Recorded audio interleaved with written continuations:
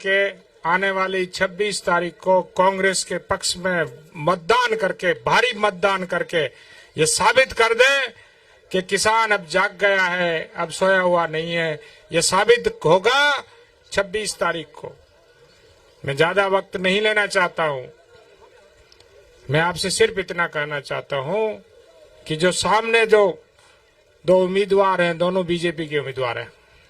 एक को नहीं, दो ही बीजेपी का है भाई।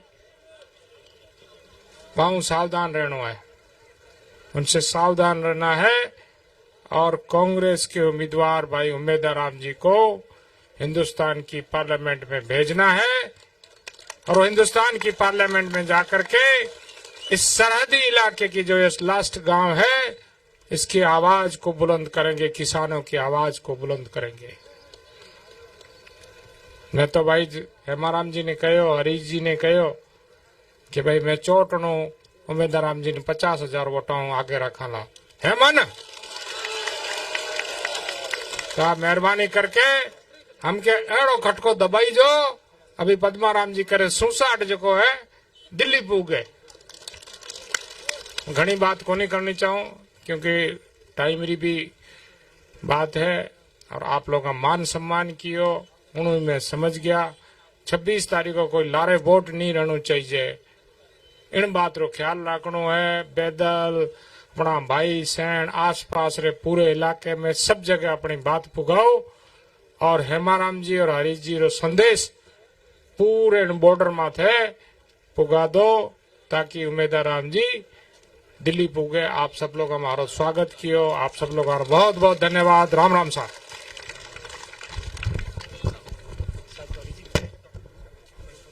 आप लोगों से मैं अनुरोध करूंगा, इसके बाद माननीय बाइतू के विधायक पूर्व मंत्री हरि जी के संबोधन से पहले आप लोग एक दो नारे लगाओ जो सरहद के उस पार से लेके दिल्ली तक जाए कि यहां से कांग्रेस का प्रत्याशी आ रहा है दिल्ली के अंदर। कांग्रेस पार्टी जिंदाबाद, जिंदाबाद कांग्रेस पार्टी। आदरणीय हरीश चौधरी।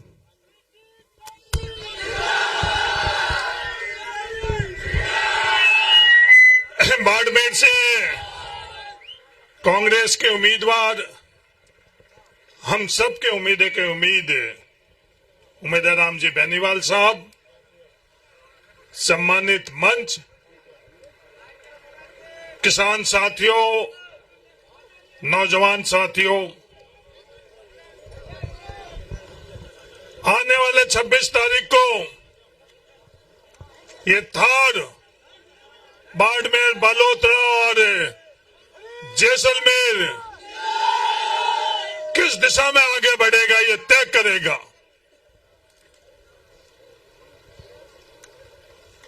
बड़े संघर्ष से इस इलाके को हम लोग आज इस स्थितियों में पहुंचाया हुआ है। आज ही इस देश के यूपीएससी की परीक्षा का परिणाम आया और हम लोगों के यहां से स्थार से बाड़मेर जिले से, बाड़मेर बालोता से चार नौजवान इसमें परीक्षा में पास होकर और इस देश को आगे बढ़ाने के लिए स्थार के योगदान दुनिया को दिखा रहा है। सबसे पहले तो मैं चारों के चारों नौजवानों को बहुत बहुत स्थार की तरफ से धन्यवाद देना चाहता हूं, बधाई देना चाहता हूं कि आज उन्होंने देश और दुनिया में अपन लोगों का नाम रोशन किया।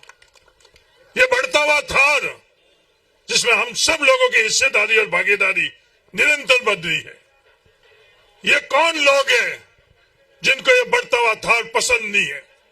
ये कौन लोग हैं जिनको हम लोगों के मुद्दे, हम लोगों की बात, हम लोग पसंद नहीं है, हम लोगों की हिस्सेदारी पसंद नहीं है, हम लोगों की भागीदारी पसंद नहीं है? ये कौन लोग हैं?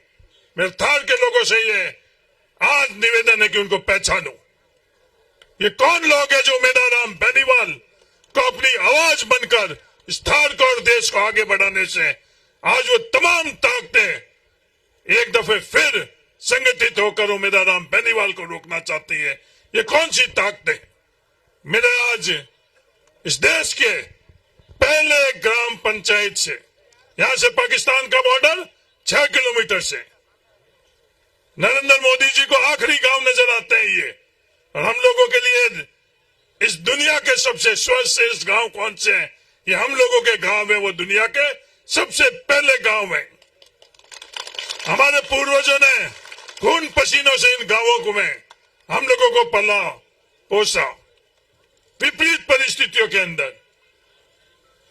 आज आगे बढ़ता हुआ इस इलाके के अंदर बीएडीपी के माध्यम से हम लोगों को आगे बढ़ने में मदद मिल रही थी। हम लोगों को आगे बढ़ने से पिछड़ा जिले के माध्यम से मदद मिल रही थी। हम लोगों को आगे बढ़ने के लिए प्रधानमंत्री सड़क ग्राम योजना, क्योंकि हम लोग सब ढाणियों में रहते हैं। मैं दुनिया को दिखाना चाहता हूं, ये सामने सारला है, पर सारला ग्राम मुख्यालय के ऊपर कितने परिवार रहते हैं? 99% लोग अपन ढाणियों में रहते हैं। आज उन ढाणियों को सड़कों से जोड़ने के लिए प्रधानमंत्री सड़क ग्राम योजना है। उन सड़कों को रिपेयरिंग करने के लिए प्रधानमंत्री सड़क ग्राम योजना में प्रावधान है। क्या प्रधानमंत्री सड़क ग्राम योजना से नरेंद्र मोदी जी ने हम लोगों की मदद करी? नहीं मदद करी। हम लोगों की सड़कें रिपेयरिंग, जो हम लोगों का हक और अधिकार था, हर 10 साल के अंदर हमारे सड़कें रिपेयरिंग होनी चाहिए। प्रधानमंत्री सड़क ग्राम योजना में सड़कें बनी हुई, क्या नरेंद्र मोदी जी ने हम लोगों की मदद करी? नहीं करी। आज ये ताकते नरेंद्र मोदी जी भी आकर और क्या ललकार रहे हैं? ललकार रहे हैं बाबा साहब भीमराव अंबेडकर जी भी आ जाए। नरेंद्र मोदी जी, बाबा साहब भीमराव अंबेडकर जी हम लोगों के बीच में ही हैं। आपकी सत्ता से, मत से आंखें बंद है, आपकी इंद्रियां इस सरकार की सत्ता से सुन्न है, इसलिए आपको बाबा साहब भीमराव अंबेडकर जी महसूस नहीं हो रहे।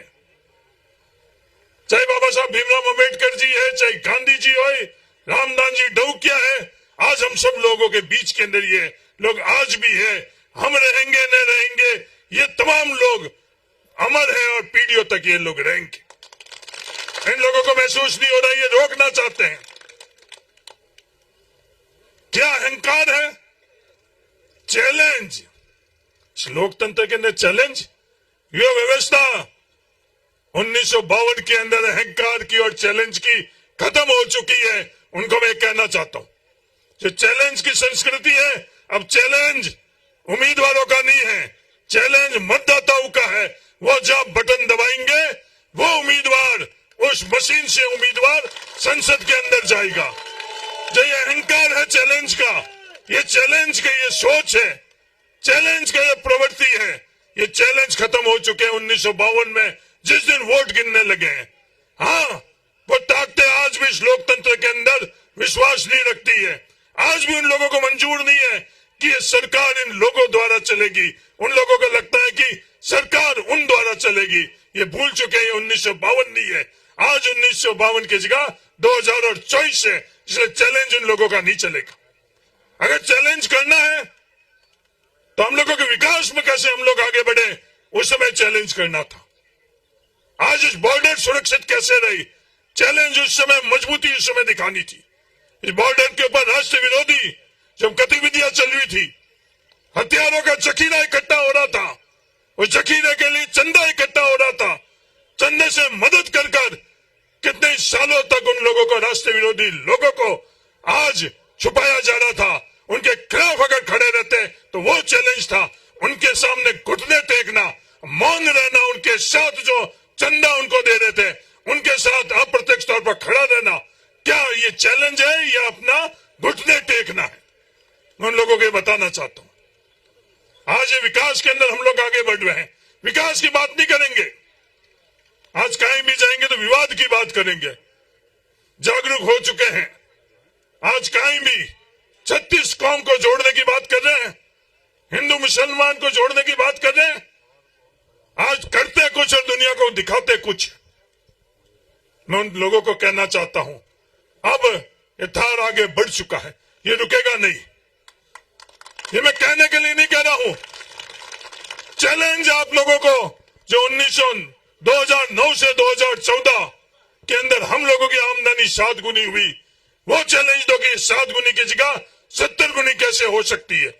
10 साल के अंदर नरेंद्र मोदी जी की ए और बी टीम ने मिलकर आज हम लोगों की आमदनी, प्रति व्यक्ति जो पैसा जेब में हम लोगों का जाता है, उसका जवाब नहीं दे रहे हैं। आज थार पूछ रहा है, छत्तीस कौम पूछ रही, हिंदू पूछ रहा है, मुसलमान पूछ रहा है कि हम लोगों की जेब में जो पैसा आता था वो 2009 से 14 तक 7 गुना हुआ, वो कितना आगे बढ़ा। चैलेंज अगर स्वीकार करना तो इन दुनिया को ये बताओ कि वो क्या। आज ये बात करती है अहंकार की, इन ताकतों के सामने आज नहीं, जिस दिन इस लोकतांत्रिक व्यवस्था के अंदर 89 से जब चुनाव लड़ता आ रहा हूं मैं, तो ये तमाम चैलेंज, तमाम अहंकार, तमाम गुरूर के सामने ये चुनाव कोई चैलेंज क्या है? चुनाव के अंदर हार और जीत होती है, एक जीतेगा और एक हारेगा, ये लोकतंत्र है। इसमें अहंकार नहीं है, ये लोकतांत्रिक सोच नहीं है। कभी चुनाव हारेंगे, कभी चुनाव जीतेंगे। आपकी सोच क्या है, आपने किए हुए काम क्या है, भविष्य में क्या काम करोगे, ये लोगों के बीच में लेकर जाओ। आप कौन सी ताकतें आज उमेदवार राम बेनीवाल के साथ, कौन सी ताकतें हैं? उमेदवार राम बेनीवाल के साथ दुनिया को दिखाना चाहता हूं कि ये ताकतें हैं। उमेदवार राम बेनीवाल के साथ कौन थे? ये किसान के ट्रैक्टर थे। उमेदवार राम बेनीवाल के साथ कौन थे? ये मुट्ठी किसकी थी? ये जिंदाबाद किसके थे? इन किसानों के नौजवानों की थे। उमेदवार राम बेनीवाल का जयकारा कौन दे रहा है? उमेदवार राम बेनीवाल का जयकारा थार का नौजवान दे रहा है, थार का किसान दे रहा है, थार का हिंदू दे रहा है, थार का मुसलमान दे रहा है, थार का मेघवाल दे रहा है, थार का भील दे रहा है, थार का सुथार दे रहा है, थार का नाई, दर्जी, 36 कौम थार की दे रही है, थार का विष्णोई दे रहा है। ये उमेदवार राम बेनीवाल की ताकत है, और इस ताकत से उमेदवार राम बेनीवाल को संसद में पहुंचाने के लिए कोई दुनिया की ताकत नहीं रोक सकती। ये तुम ए और बी आपस में एक होकर और दुनिया के बीच के अंदर विवाद करने के लिए तुम लोग आए हुए हो। पहचान चुका है थार। 26 तारीख को एकजुट होकर उमेदवार राम बेनीवाल के पक्ष के अंदर जब मत दोगे तो दुनिया को 4 तारीख को पता चल जाएगा कि ये थार क्या चाहता है। हिंदुस्तान के अंदर सरकार में हिस्सेदारी और भागीदारी, आवाज हम लोगों की कौन है? आवाज हमारे लोगों की उमेदवार राम बेनीवाल है। एक ईमानदार व्यक्ति जो ढाणी से उठकर कांस्टेबल की नौकरी कर कर, व्यापार कर कर आज लोगों के बीच में उमेदवार राम बेनीवाल किसकी बात करता है? शिक्षा की बात करता है। उमेदवार राम बेनीवाल किसकी बात करता है? भाईचारे की बात करता है। उमेदवार राम बेनीवाल किसकी बात करता है? जोड़ने की बात करता है। वो लोग क्या करते हैं? तोड़ने की बात करते हैं। वो लोग क्या करते हैं? उमेदवार राम बेनीवाल कहता है सबको आगे बढ़ाओ। वो लोग क्या कहते हो? हम आगे बढ़े और बाकी सब पीछे रहे। ये आप लोगों को तय करना है। आप लोग तय कर चुके हो। मैं आप लोग तय कर चुके, किस लिए कह रहा हूं? शारला के अंदर इतनी बड़ी तादाद के अंदर इस जाजम के ऊपर जिस जोश और जुनून से आप लोग बैठे हो, मैं आज जो दिल्ली के अंदर, जयपुर के अंदर, बाड़मेर के अंदर लाखों करोड़ों रुपए की चमक धमक से दुनिया को जो दिखा रहे हैं, उन लोगों को दिखाना चाहता हूं। ये है बाड़मेर, ये है धरातल, ये है सच्चाई। यहाँ किसी को लाया नहीं गया, यहाँ अपने आप ही सब लोग आए हैं। यहाँ कोई ताकतें नहीं है, कोई मैनेजमेंट नहीं है, कोई पैसा नहीं है, कोई प्रभाव नहीं है। प्रभाव और पैसा और दबाव देख रहे हो? एक बच्चे के साथ जब उससे पूछा जा रहा है कौन ठीक है, किसको वोट दिया जा रहा है, उस बच्चे को भी छोड़ा नहीं जा रहा है, उस बच्चे को भी दबाया जा रहा है कि बोलो, ये नाम नहीं बोलो।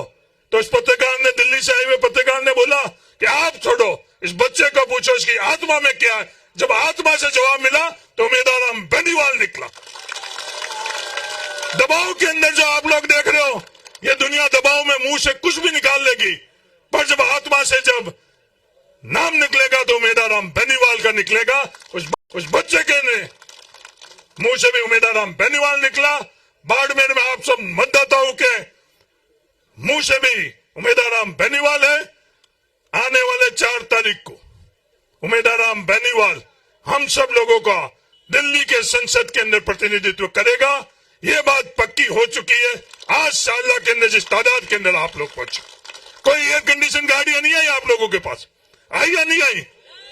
कोई बड़ी बड़ी गाड़ियां आई या नहीं आई? नौजवान पैदल आ रहा है, ट्रैक्टर पर आ रहा है, ज्यादा से ज्यादा बड़ी से बड़ी गाड़ी क्या? कैंपर। इससे बड़ी गाड़ी तो कोई नहीं इस पूरे जलसे में। वहां लाखों रुपए की एयर कंडीशन गाड़ियां, करोड़ों रुपए की गाड़ियां, वो गाड़ियां देखकर वोट नहीं पड़ेंगे, ये दिल देखकर, ये ईमानदारी देखकर उम्मीदवार राम बेनीवाल की बाड़मेर और थार वोट देगा, ये मुझे पूरा विश्वास है। तहे दिल से आप सब लोगों को बहुत बहुत धन्यवाद। समय कम है क्योंकि पहली सभा के अंदर 2 घंटे धमके बजाए हुए पद्मा राम जी ने। कितने? पहली जो सभा हुई थी 2 घंटे कपूर जी, क्योंकि मुझे जल्दी आना था, पर उस वक्त बालोता में थे, बालोता से कहीं और बुला दिया। लंबी अपन लोग को आसानी से, अपने चुनाव में सबसे महत्वपूर्ण क्या है? समय। और सबसे ज्यादा समय कौन लगाते हैं? अपन खुद ही, आपस में। तो ये आप सब लोगों से निवेदन है कि चुनाव में सबसे बेशकीमती चीज है समय। समय की बचत कर कर आप सब लोग उम्मीदवार राम बेनीवाल की मदद करो। धन्यवाद। जय हिंद। राम राम। अब मैं निवेदन करूंगा हम सबके आदरणीय पूर्व मंत्री, पूर्व विधायक हेमाराम चौधरी, आपके संबोधन से पहले थोड़ा जोश भर दो, इस सरहदों पे गूंज जाए भारत माता की वंदे कांग्रेस पार्टी।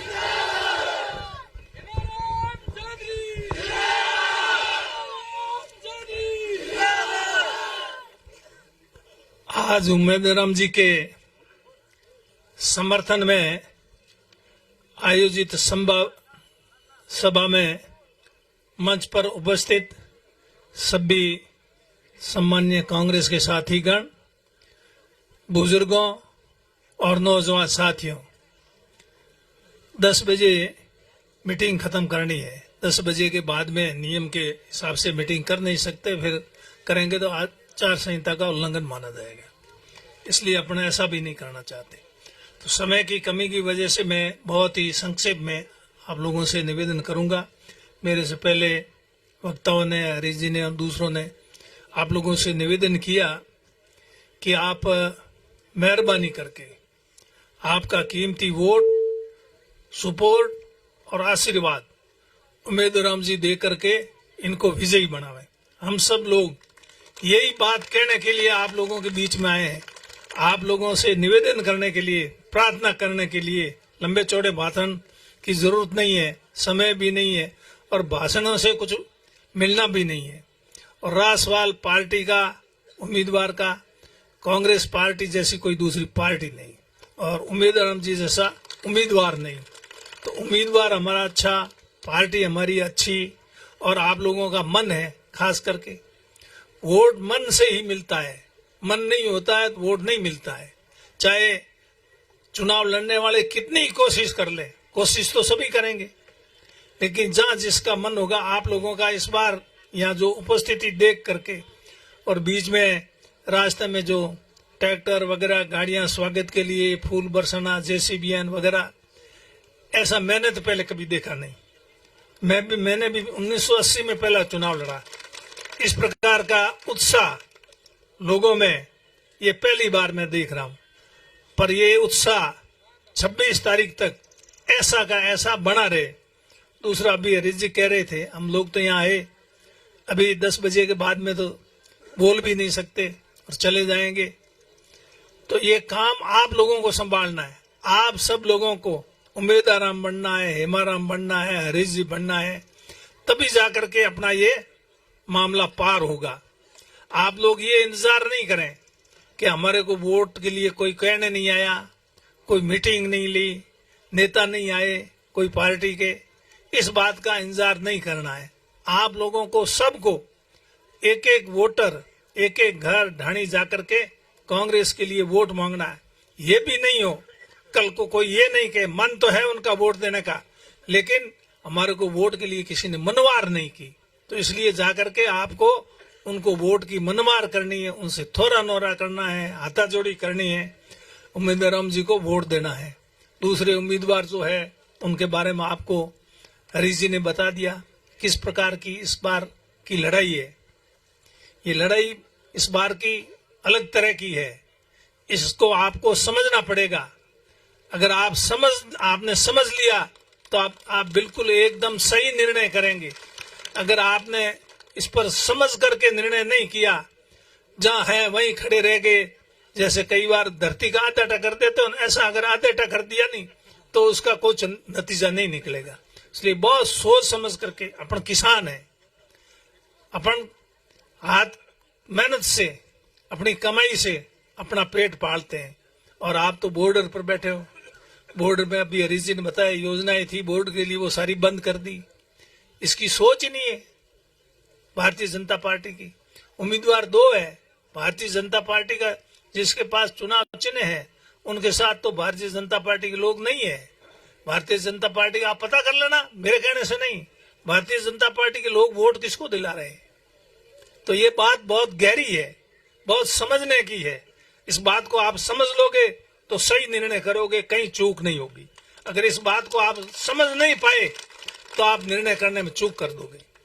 तो इसलिए ज्यादा लंबी चौड़ी बात है, क्योंकि अभी उम्मीदवार राम जी की बोलना समय बिल्कुल हो चुका है। कितने 10 मिनट रहे हैं, 10 मिनट रहे हैं।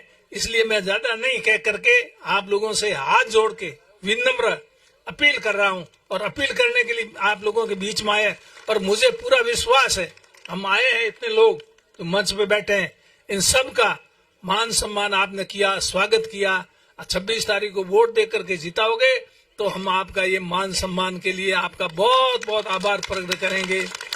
और उसके बाद में आप लोगों के बीच में हम आपको धन्यवाद देने के लिए आएंगे। ये लोग बहुत उत्पात करेंगे, झगड़े फसाद करेंगे, टंटे करेंगे। अभी हम आ रहे थे रास्ते के अंदर, हमारा रास्ता रोक दिया साता के अंदर, किस तरह से कि वो टाइम नहीं मैं आपको बताऊं, लेकिन ये इस तरह की हरकतें करेंगे, हरकतों से बाज नहीं आएंगे। पर फिर भी आप लोगों को बिल्कुल ही शांति रखनी है, भाईचारा रखना है, अपने यहाँ का भाईचारा इसको कायम रखना है। रखते हुए शांति से मतदान करके, बताइए मैंने साता में हम आ रहे थे, रास्ते में एक उम्मीदवार निर्दलीय जिसको कह रहे हैं, वैसे तो वो उन्हीं की पार्टी का है, पर सिंबल एक को मिला, एक निर्दलीय है। जो निर्दलीय है उनके लोग वहाँ हमारे से विवाद करने लगे, रास्ता रोक दिया। आप बताओ, उनका कोई लेना देना नहीं, पता नहीं कहाँ से आए कैसे आए। तो ये इस तरह की इनकी हरकतें, हमने तो फिर भी शांति रखी, बहुत ही जैसे तैसे करे, थोड़ा नोरा करके हाथ जोड़ कर निकले। तो अभी ये हरकतें, अगर चुनाव जीत गए तो फिर क्या हालात होंगे इस क्षेत्र के, इस प्रदेश के किसानों के, इस बात को सोचने की जरूरत है। धन्यवाद, जय।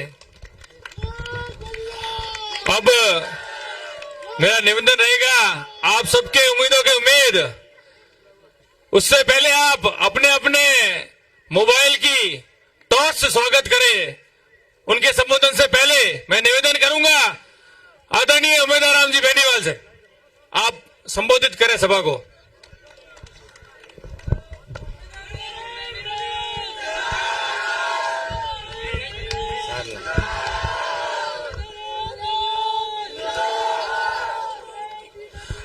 आज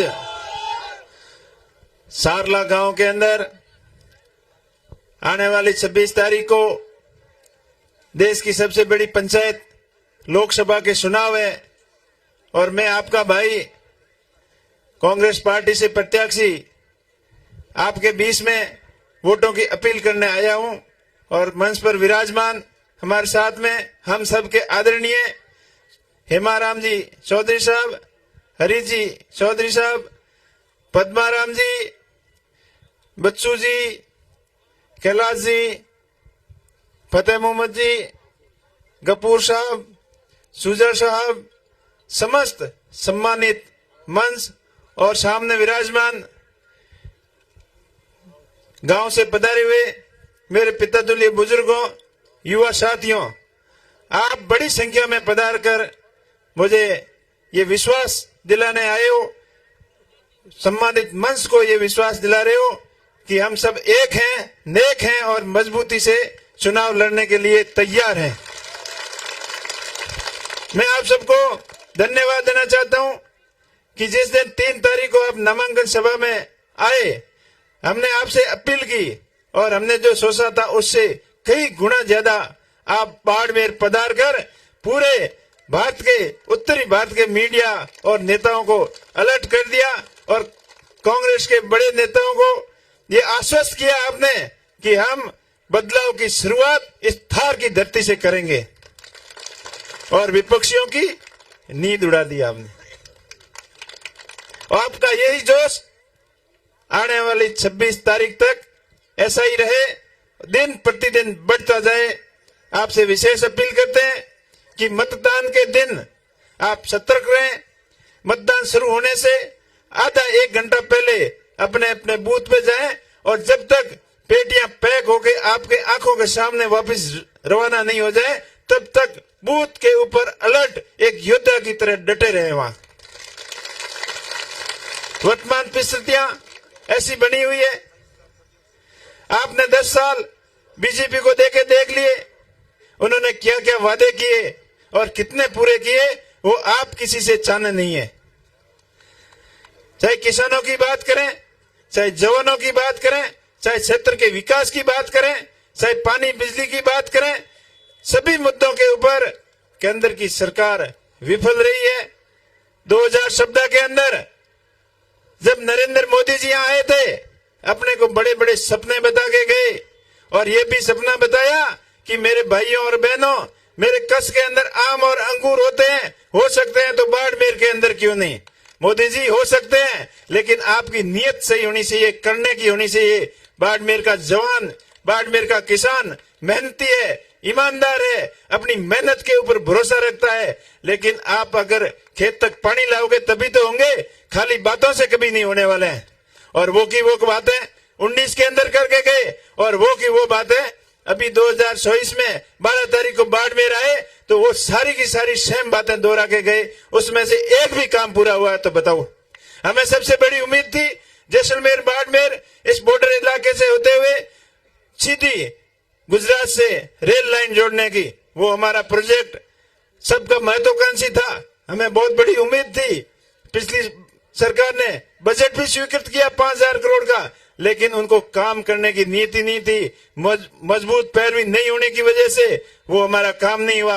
बाड़मेर के अंदर एयरपोर्ट का सपना दिखाया, वो काम नहीं हुआ। बाकासर के अंदर ड्राई पोर्ट बनाकर इस एरिया को डेवलप करने का अपने को सपना दिखाया, वो भी काम नहीं हुआ। और किसानों को इनकम डबल करने का, आय दुगनी करने का जो आश्वासन दिया, आय दुगनी का तो मुझे पता नहीं, लेकिन खर्चे 4 गुना जरूर हो गए। महंगाई के नाम पर सत्ता में आए और महंगाई आज कहां पर है आप सबको पता ही है। जल जीवन मिशन की बात करते हैं पर अभी घरों के अंदर नल और जल का कोई पता नहीं। उनकी स्कीमें सही नहीं होने की वजह से जनता को लाभ नहीं हुआ। और दूसरी बार अपन ने भरोसा किया और इन्होंने भी बोला 5 साल कम होते हैं, हमें 5 साल और दीजिए और हमें योजनाएं बना रखी है, नदियों से नदियों को जोड़ देंगे, खेत खलियान को हरा भरा करने के लिए प्रत्येक खेत तक हम पानी पहुंचाएंगे। हम दोबारा उनकी बातों पे आ गए, लेकिन बातों के अलावा कुछ नहीं किया। यहाँ से भारी बातों से जीता कर स्थानीय सांसद को अपन ने भेजा और वहां केंद्र में वो मंत्री बने, लेकिन किसानों की पैरवी करने में वो विफल रहे, कोई पैरवी नहीं की।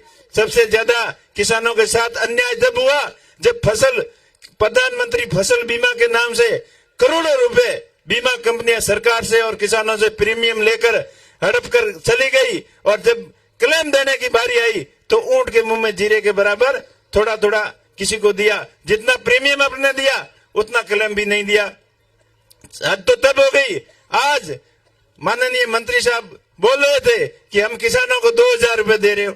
अरे आप प्रीमियम के रूप में 10-15 हजार ले लेते हो और 2,000 के हिसाब से 6,000 वापस दे रहे हो, तो आप दे क्या रहे हो? हमसे तो ले ही रहे हो। आपने इनकम दोगुनी की बात की, उसमें कोई नहीं। एमएसपी का गारंटी कानून की बात कर रहे थे, वो आपने नहीं किया। स्वामीनाथन आयोग की रिपोर्ट लागू करनी थी किसानों को, वो आपने नहीं की। और किसानों को परेशान करने के लिए 3 काले कानून जरूर ले आए। 700 से अधिक किसानों को शहादत देनी पड़ी। वो किसान अब भूलेगा नहीं, वो दुख आपने तकलीफ दी है किसानों को, वो कैसे भूल सकता है? आप याद रखना इन सारी बातों को।